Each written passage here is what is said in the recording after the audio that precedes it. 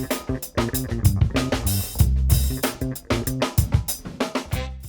we're going to talk about consultation. Consultation to me is one of the most important things of the service. This is the agreement between yourself and your client. So this is a verbal agreement about what is going to be taking place, and this is something that shouldn't be entered into lightly. The more time you spend on a consultation, the better end result you'll end up with. Hi Macaulay, my name's Sophie and I'm going to be cutting your hair for you today. And what can I do for your hair today? Please may I have a short back and sides and a slick back, please. Yes, of course.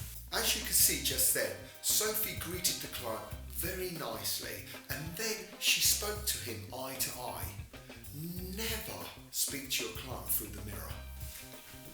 Okay Macaulay, so have you ever had a slick back style before? No, I haven't. Right, and what do you do for work? I work in an office. Okay, and how do you get to work? I normally cycle. Right, so if you're going to be wearing a cycling helmet on your way to work, I would recommend keeping it a longer style at the front during the week, and then at the weekend you could slick that back. Okay.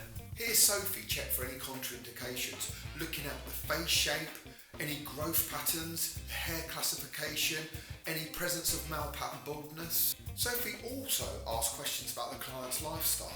You should always try and ask as many open questions as you can. With open questions, yet that means that they need and require a response. Sophie has fully explained her professional opinion on this and what is best for the client's hair.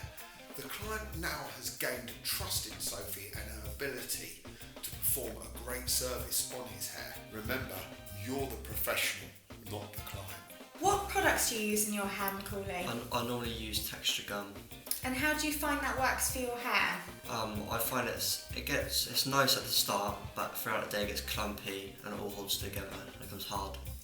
Right, okay, so I think that's because you've got quite fine hair, so I would recommend maybe using a grooming cream instead, as that would be a little bit softer but keep the hold for you.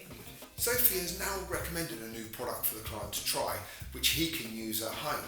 This has now made the client feel really confident in Sophie's ability and will make him want to return to the barbershop.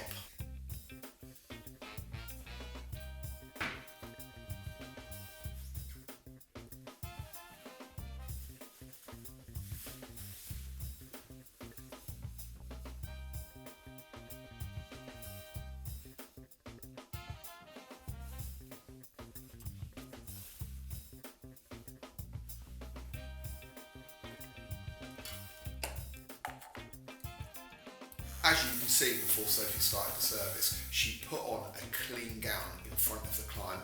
All of her tools and equipment was ready and clean and of ease of use for her, and she sterilised her clippers in front of the client.